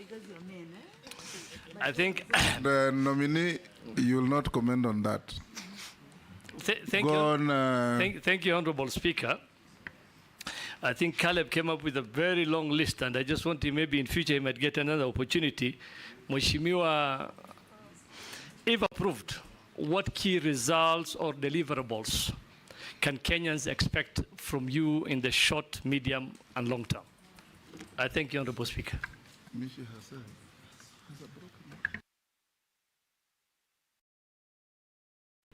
Honorable Rasso, and then Mule. Thank you very much, Honorable Speaker. Honorable Alfred, you are the governor of Machakos, and also you are government spokesman. During those two stints, we were able to follow you. You were able to publicize what you are doing, the government agenda, when you are the spokesman. But once you were vetted by this committee and you appointed a cabinet secretary, you just slowly faded away. Is it that maybe it is comfort zone to be a cabinet secretary? Or the dockets that you occupy were not really engaging? Because Article 152 clearly says what is cabinet. The president, the deputy president, the attorney general, and 14 to 21 cabinet secretaries. Those are the people who run government. And because of your background, we expected you to really support the government you are serving, particularly in advising them on the area of communication. Because your PhD is on communication. So maybe you will comment on that. Honorable Speaker, I need to ask something on labor. Not preamble, because I am just asking two questions because of time. Go ahead. Thank you, Honorable Speaker. Honorable Alfred, my Second question, we had two generals in the army, the late General Mlinge, General Mahmoud. During the army recruitment, recruiting officers will go to an area and they will say, look out for this tribe, because they were looking out for the minorities, that minorities should not be excluded from the army. When we come to the ministry, if the House approves you, the ministry you are likely to go to, labor. Do we have systems in place to monitor, to evaluate, to look for minorities? Because I think it's not good enough to just speak on the radio, the social media, or the Gazette. And yet a lot of youngsters who are in the rural areas do not have access to many of these things. So if the House approves your nomination, what is it that you are likely to do? That there is regional balance, ethnic balance, and a lot of youngsters will be able to get opportunity in Kenya and even overseas. Thank you, Honorable Speaker. Thank you very much. And no Machakos drama. Thank you very much, Mr. Speaker. I stand guided. Mr. Speaker, I want to ask the nominee. This country, and I want you tell the civil servants in this government, there have been unrest in different cadres, doctors, nurses, lab technologists, electricians, whatever. And once there is unrest between labor disputes, there is always a negotiation and an agreement is arrived. But time and again, you will come and hear that the same union claiming that the government is not honoring the agreements. As you get into this ministry, can you tell Kenyans what will you do to make sure that every agreement between the civil servant and the government of the day are implemented to the letter, not to leave it just to unions, not to leave it to the ministry itself, not to leave it, even, we saw the last one for doctors, whereby we have a ministry for labor, but the head of public service had to come in for negotiation. When we have a standalone ministry for labor, please, if you are approved by this committee, tell Kenyans today how will you do differently to make sure that we don't get this embarrassment to the employees of government. Nominee, you can answer those from Honorable Mishi, Shuria, Raso, and Mule. I want to agree with Honorable Mishi about the gravity of the issues. I have done my research and I've realized that our children are going to countries where we don't really have agreements with those countries about how to operate and what needs to be operated. There used to be a big problem also because I remember I sat on this seat, Mr. Speaker, and I promised that if confirmed and appointed as the Minister of Foreign Affairs, my first trip would be to Saudi Arabia, and I did that. I went to Saudi Arabia, I met Kenyans, I met people who are suffering, and we started the process of changing, and a bilateral labor agreement is to be signed between Kenya and Saudi Arabia and some of these countries, which I will push for. One of the things that I would like to do is also get lawyers, our lawyers from the Attorney General's office, to go to some of these countries and study and understand their laws. Because we need to know what we are dealing with. Because what we may think here is important may not be covered in their laws. So that we can also be able to know how to navigate those countries, because we can't go and impose our laws to them. And we see how we can work with them, especially if they are not signatories of international conventions that we are signatories to. And the protocols that need to be measured. And my apologies that, you know, you've had to go through many of these challenges where people die and they can't even get their things to be brought back home. It is also important also about online job seekers, going with the question by Honorable Ishungwa, it's all about communication. People to know how to do it. But I want to set up a proper portal that will answer many things so that you look at available opportunities, but also to weed out all these crooked agencies. We'll publish as a government a portal and lists, which you can even put in the newspapers, of the approved agencies. Because people keep on asking, is this right? Hii advertising ya Canada ni ukweli, hii ni ukweli. So that now any advertisement without the name of a company, we can be dealt with, you know, according to the law, because they'll be lying to people. And if there's a name of a company, people can cross-check the government website or government documents and be able to verify that that is a recognized and proper company. And don't be surprised if we have to knock out a few companies and bring more in that are straightforward so that they don't lie to our people. So we're looking at a one-stop shop in terms of connecting people to jobs. Mheshimiwa Shurie, I was saving this for the end, but thank you for your very good question. And that is that I want to change how workers view the workspace. I want people to be comfortable when they go to work. I want to be able to get employers to provide for the employees good working conditions. Whether you're a house help, a doctor, security guard, everybody, you should feel that you have got a system that protects you and that you work in a good environment. I also want to work with the employers so that we can see what we can do as government, remove some bureaucracy so that they can expand.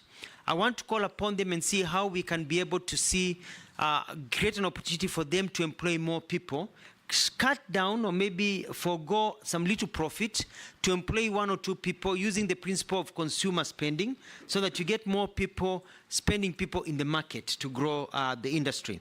So I want to look at some of those things. The labor migration, I want to move the numbers from the ones that are there to about 5,000 a week. If we can get there to 10,000 a week eventually, people going overseas. But to do this, I want to work closely with all of you.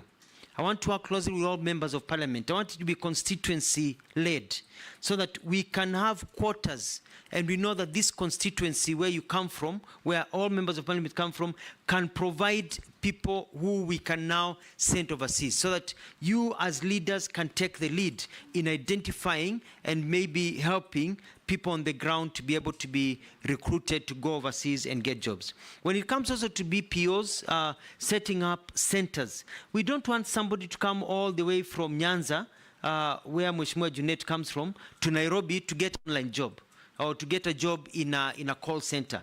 We'd like to set up call centers in every constituency so that you can be able to see how it's working. Because now with internet connectivity, you don't need to be in the big cities for you to be able to get some of these opportunities.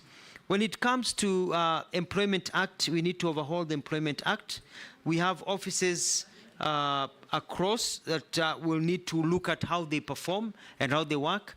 And I want to motivate my staff to work well. And the issues of social protection, we have to ensure that our people do not fall through the cracks. We want to be able to provide opportunities for our people so that COVID has taught us when there's hardship, there's something to be able to fall back into. In the United States, in Australia and other developed countries, there's even money given to people who are unemployed, unemployment benefit. We are not there yet, but we can start putting the structures to get there by getting a lot of these laws and policies that are pending to be fast-tracked so that we can increase entertainment. Mheshimiwa Caleb talked about my interest in the film industry. And, you know, Hollywood was not built by money from donors, but by money from entertainment. And this is an area we can galvanize on, you know, get the entertainment sector to grow in our country. It can be a huge employer. The sports industry, I'll work with many of my colleagues to ensure that there's job creation, because as a Minister of Labor, we are cross-cutting in terms of ensuring that people are able to work. There's a question about equity and expanded government. And one of the things that I'd like to do is that we have to start publishing data that shows the inclusion of everybody in our government in different areas. I think that is critical, so that people may have the idea that they are not included. It's good for them to know that they're included. So that's one thing that I like to do, is constant publishing of data. There was a question about, Shri asked me about the question, or Raso, Mheshimiwa Raso, about comfort zone. I'm not in a comfort zone. But you see, when you're a governor, you head your own government. So you can shout as much as you want. When you're a government spokesperson, you have the authority to speak as much as you can. When you work as a cabinet secretary, you are also toned down kidogo, because you're working for a boss or bosses. But I think the lessons that we've learned is that we really need to communicate. And I want to promise the country that you'll see the Mutua who communicate much more, especially in this new docket, if confirmed and sworn in. Thank you. Lastly, Mr. Speaker, Mheshimiwa Mule had a very good suggestion. Thank you very much. And the civil servants' unrest and the work conditions. The Labor Ministry will be dealing as an arbitrator, even looking at the public service and holding the public service to account in terms of what they do in terms of these agreements. I saw it in Machakos. As soon as I enacted the agreement that we had agreed on, the nurses and doctors were very happy with me. They took their riots elsewhere. So don't enter into an agreement, is what I'll be telling everybody, that you know you cannot meet. You know, and it's good. And our Kenyans are reasonable, especially if you meet them early.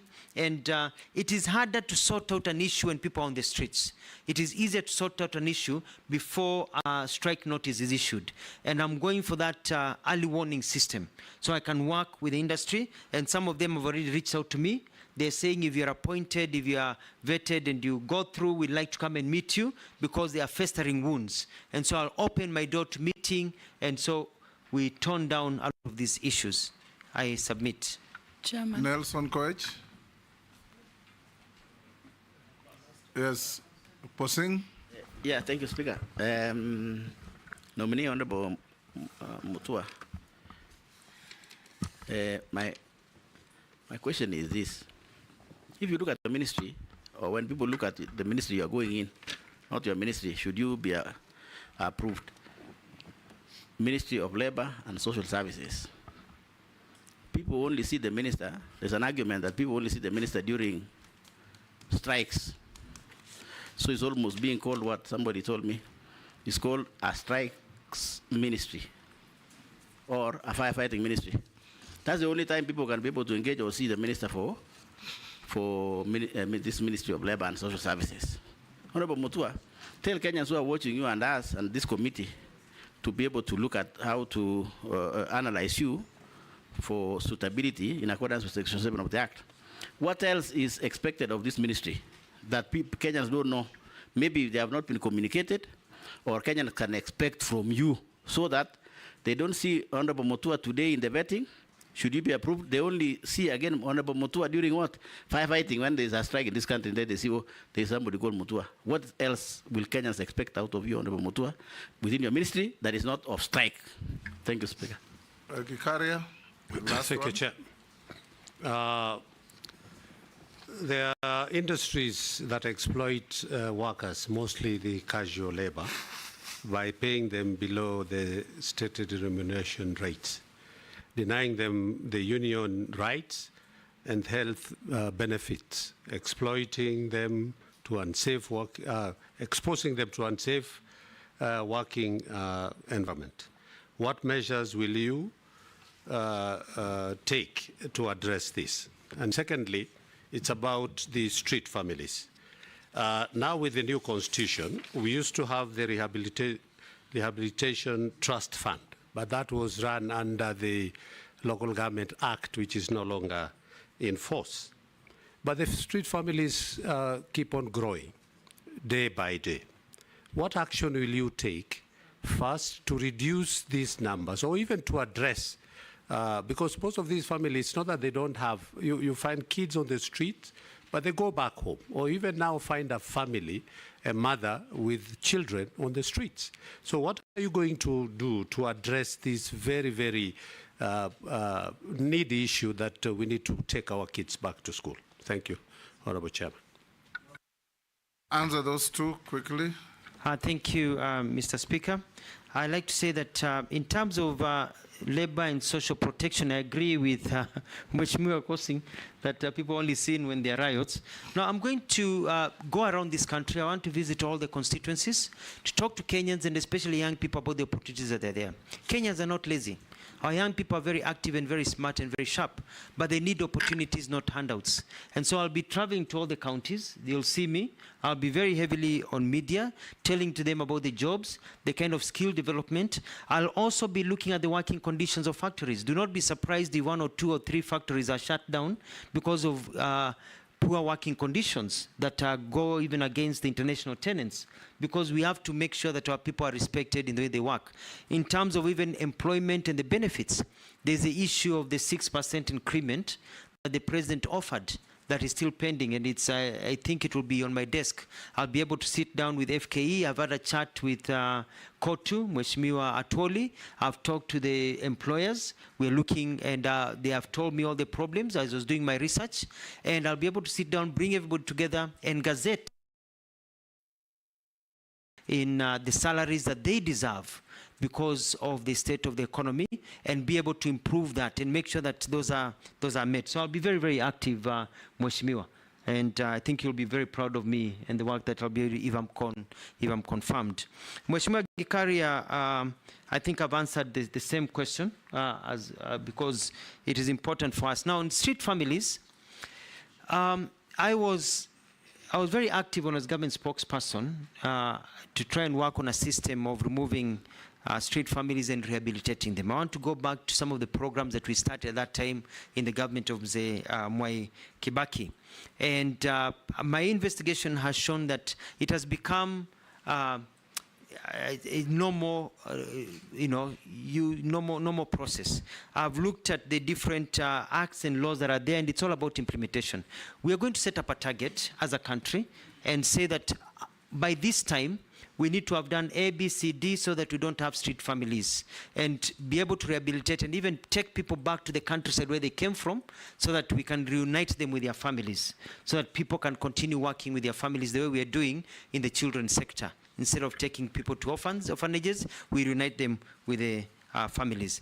Mheshimiwa Mbui will be very happy to know that we are building, we want to develop a model rehabilitation center in Mavoko, which is very close to Kadiani.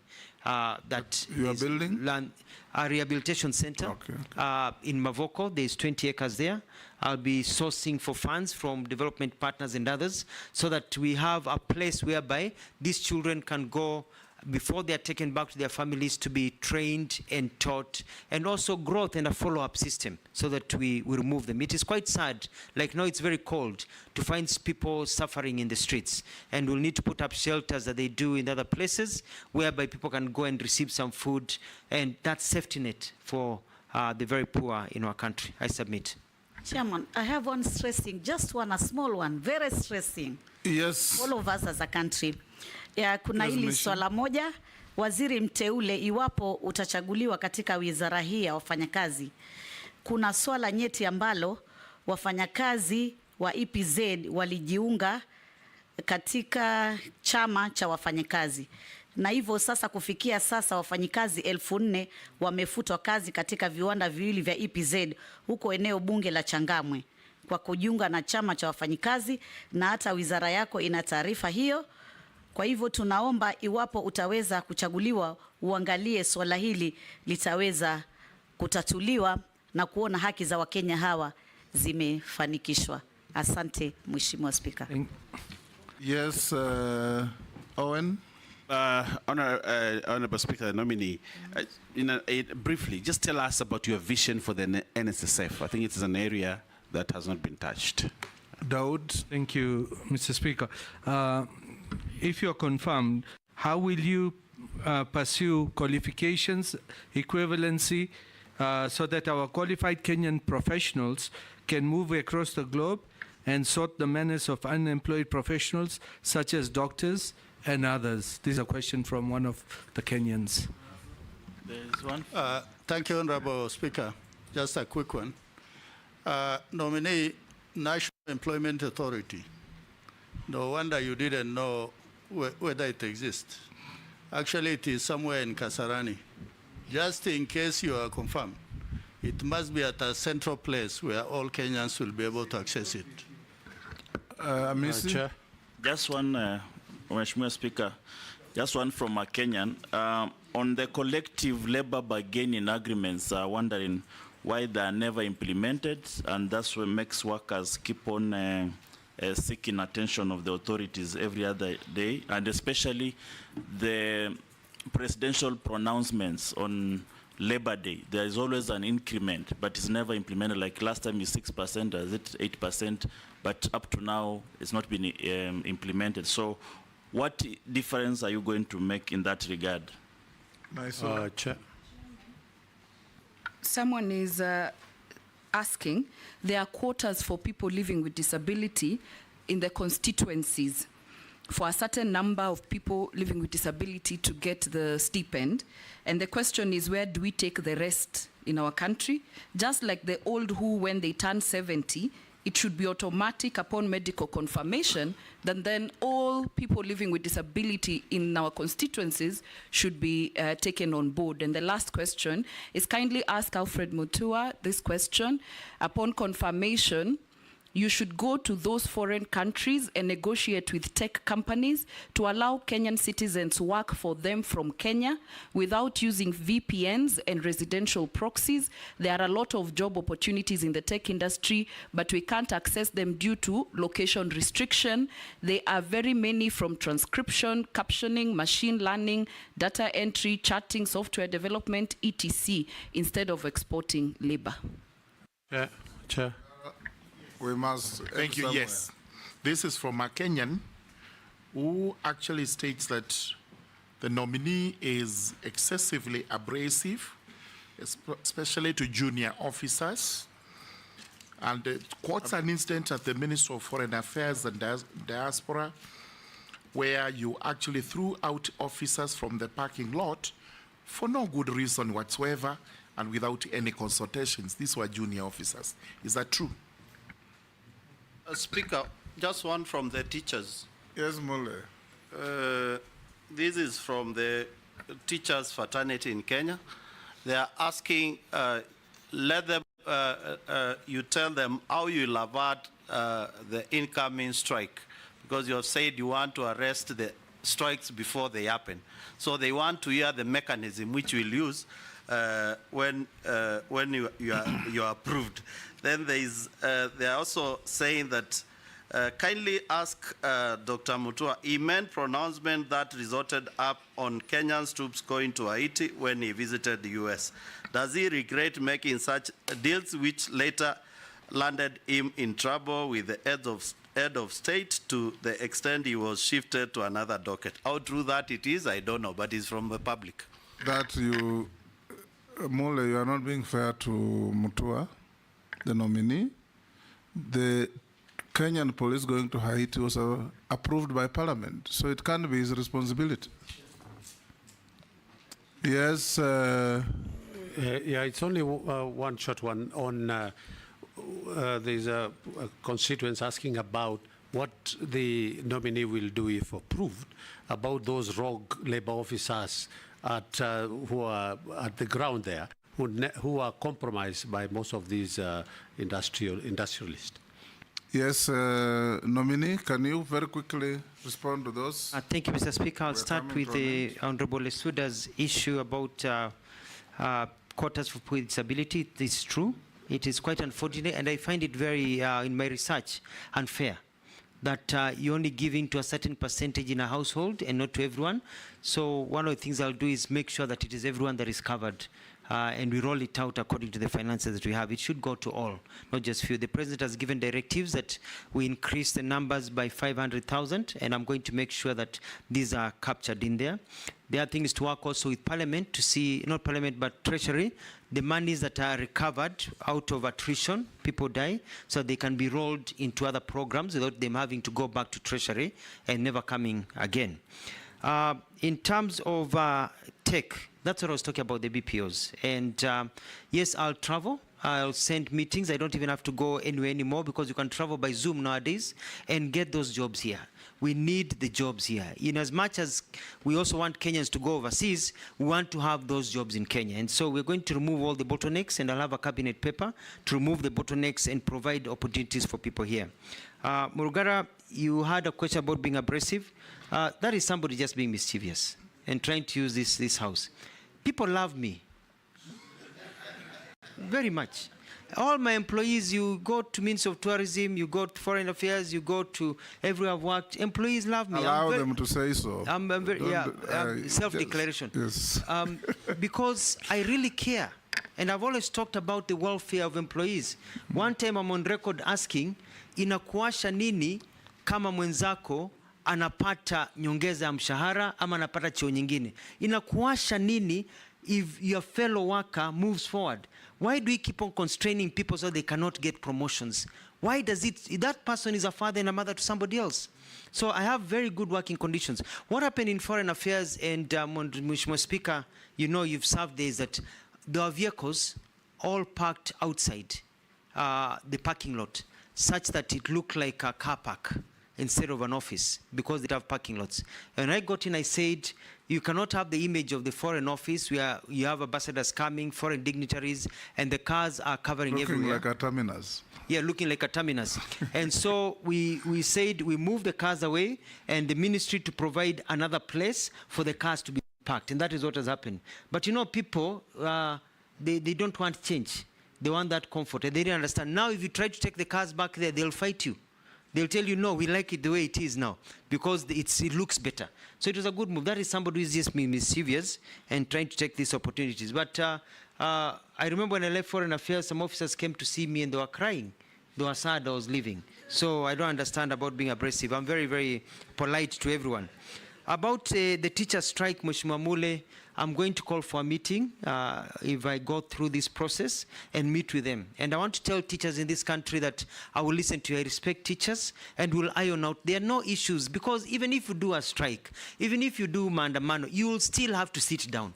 Why don't we sit down early and sort these issues? And I'm very fair, and I'll ensure fairness. And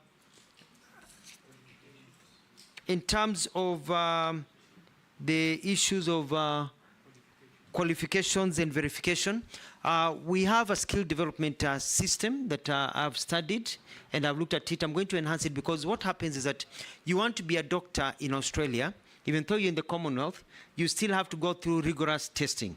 And so it's to enter into agreements that you can go and work in these other places without having to go through the same retesting. But that is also improving the quality of how we do things in our country.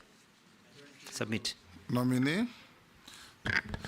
I've also received a few issues from Kenyans out there watching this. They ask, will you ensure that employees insure their employees? So the employers insure their employees.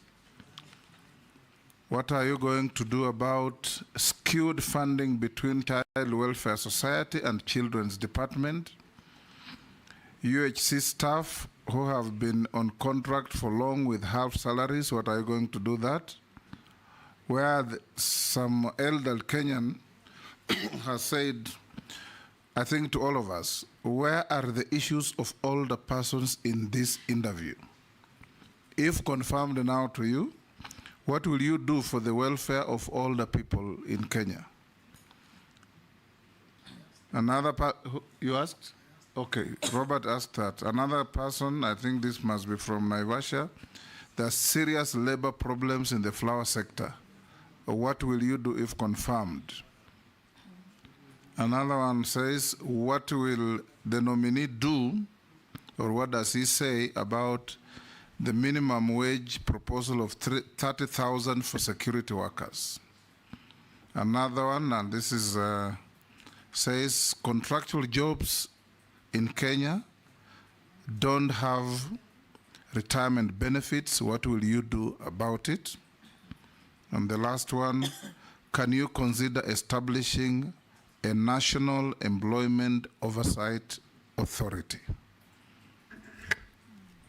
Those are a few. Some that I've received have already been raised by members in the committee. Thank you, Mr. Chairman. And As I talk about employment, employers and ensuring the employees, this is something that I'm going to look at very important, very carefully, because it goes hand in hand with things and with the question that I did not answer of NSSF.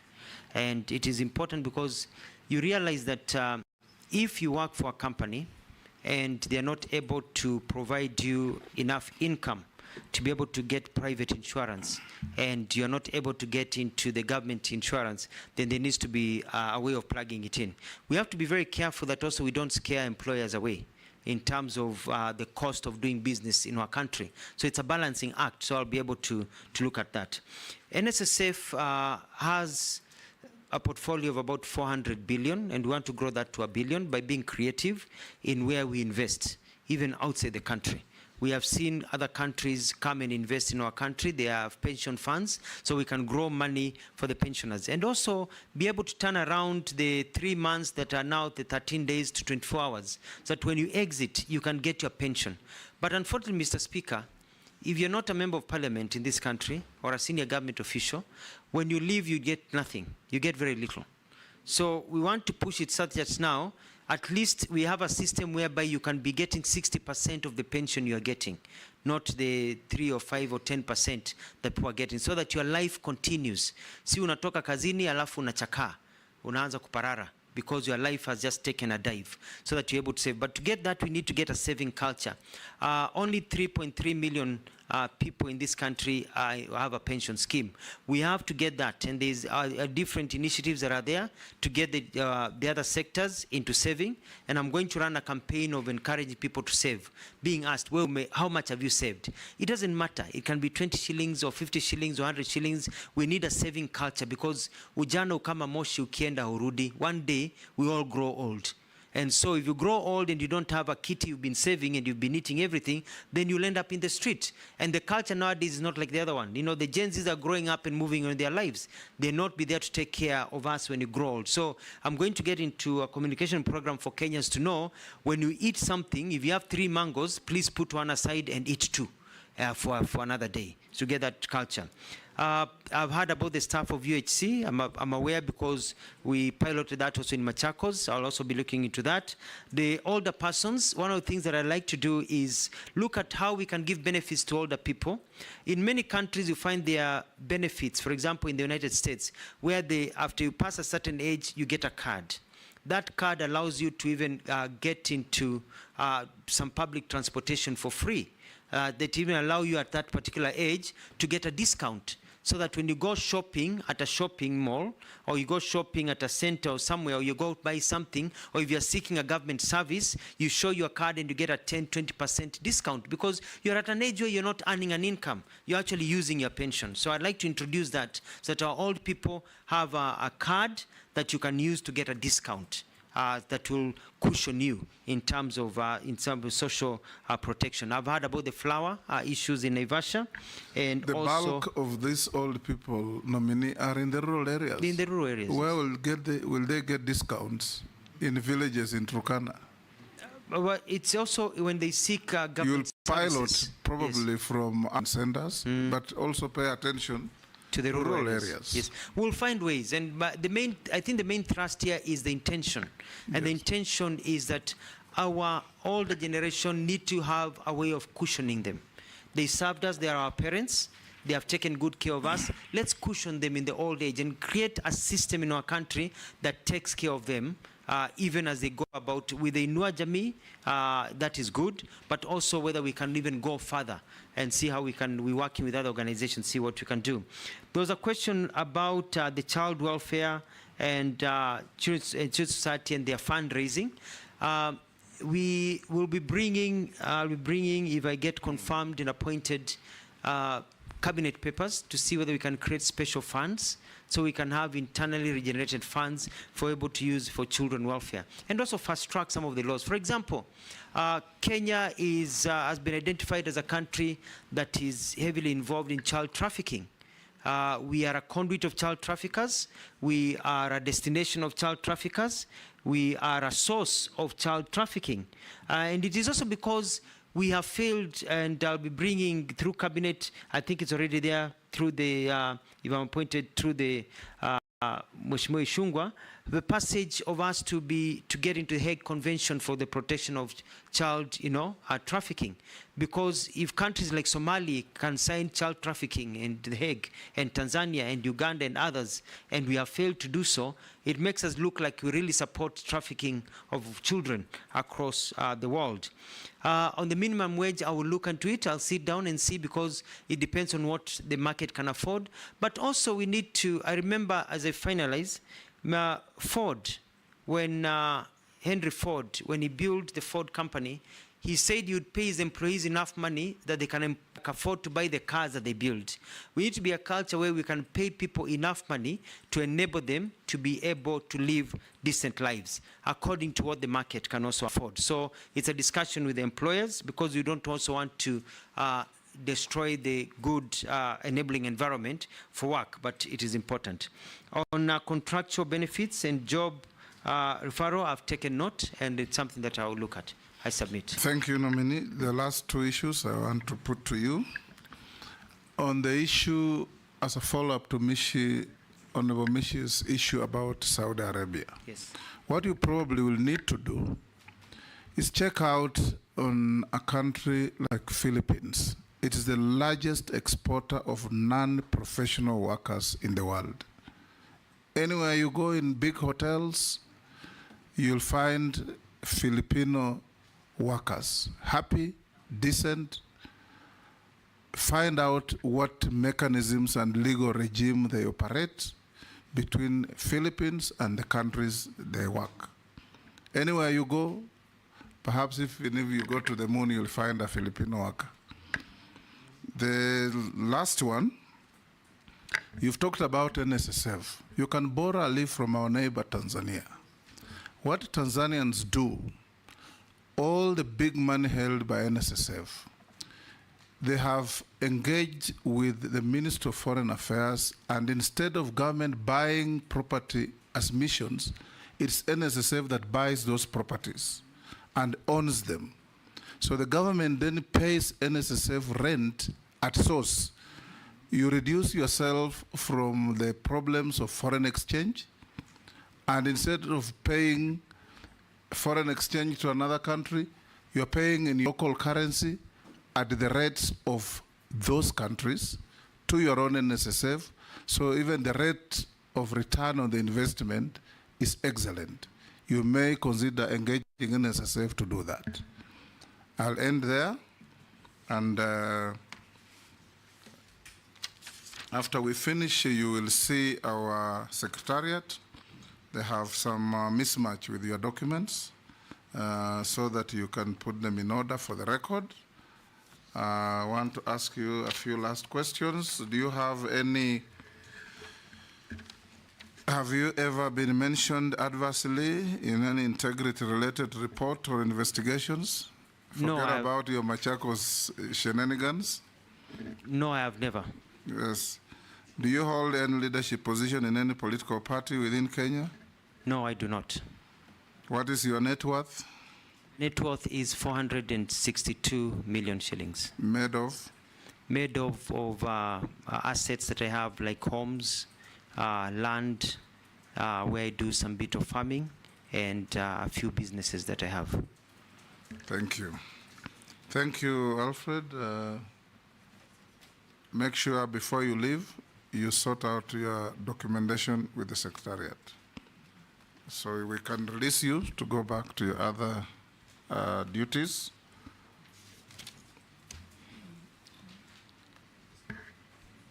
And thank you. Yes, pardon? Say? Yes. Oh, how? Sorry. Yes, you appeared before us in 2022. How much were you worth then? I think that's a serious omission. I was worth 420 million shillings. And today? And 462. Yes. It's been about 9 to 10% normal growth in terms of land value and growth in the industries. Thank you. You may be escorted by our sergeant. Have a good day and a blessed Sunday.